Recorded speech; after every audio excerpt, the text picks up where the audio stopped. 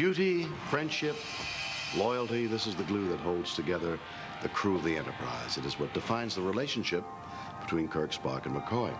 And in spite of all the jokes and barbs and teasing, it is the bond that will allow one man to risk his life for another. This episode is a study of that bond and how it is put to the ultimate test.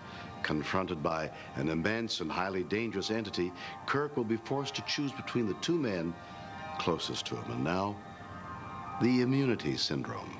I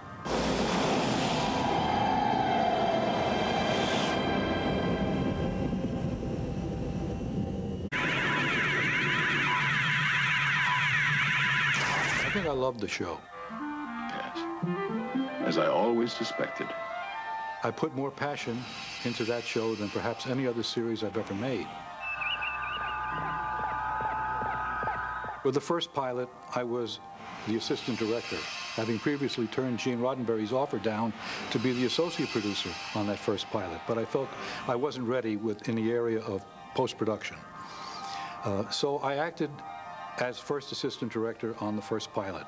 When the second pilot came along, Gene insisted that I become the associate producer at that time on that second pilot. Of course, I was still the first assistant in addition. When the show sold, Gene called and let me know that it was a series and he would like to have me with him to do the show.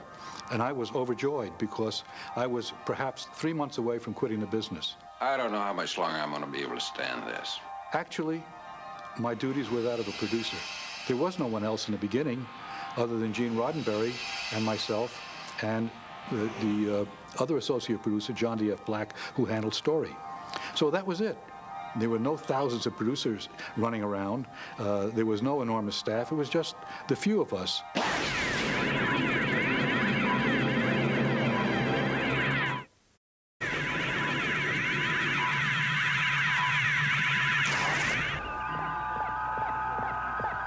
We were putting in, at the studio, 14 to 16 hours a day. How long do you plan on keeping me here? Providing Mydros doesn't kill me, of course. And then we take our work home with us. I said dig! And crash at about 11, 12 o'clock at night and get up at 4 in the morning. And it was always getting up with a sense of anticipation and sometimes with a sense of dread. Return to the digging, Captain. I honestly couldn't tell how we were going to do what we were going to do that day until we got there. So there were 4 years there alone of high-pressure days, high-pressure weekends, great agony, or at least it seemed so at the time. Time has a way of smoothing things out.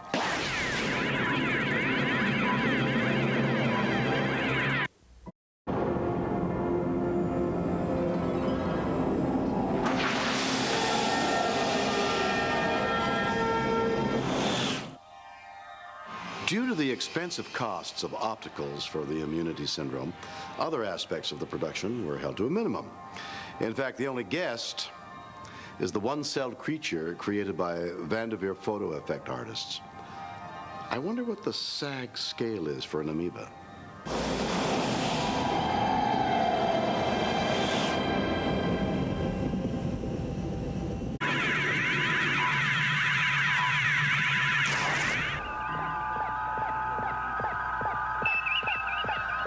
TV Guide did a survey.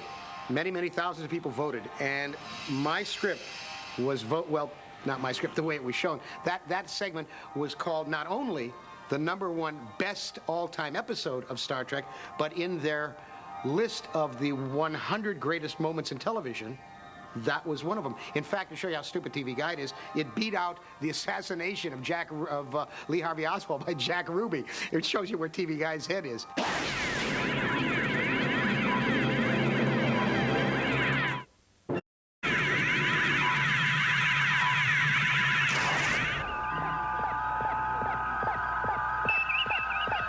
Joan Collins, like a vampire bat, has been feeding off this part all of her life. She talks about it. She goes on these talk shows and she tells people, get this, she tells people, I was Hitler's girlfriend. No, you poor, pathetic bimbette. You were not Hitler's girlfriend. You were Amy Semple McPherson. You were a Salvation Sister. You were a mission worker. You were a good and decent person whose philosophy becomes very popular and keeps America out of the war for a brief time, and it allows time to be changed, and Hitler wins.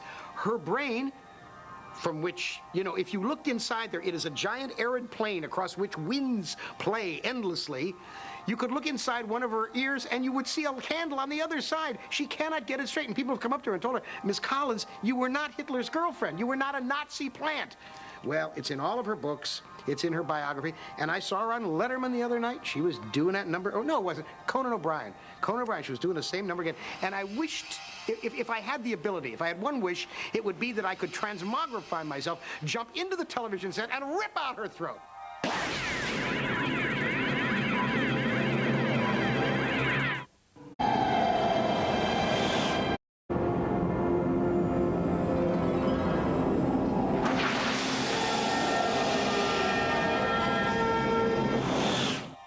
Joe Pevney, who directed this episode, also directed 5 other Star Trek episodes during the first season. He started out as an actor and then went on to direct a long list of feature films, including Away All Boats and A Man of a Thousand Faces. A TV veteran, Joe's name can be seen on the credits of The Rockford Files and The Fugitive, among others. His first Star Trek episode, Arena, was also writer-producer Gene Coon's first.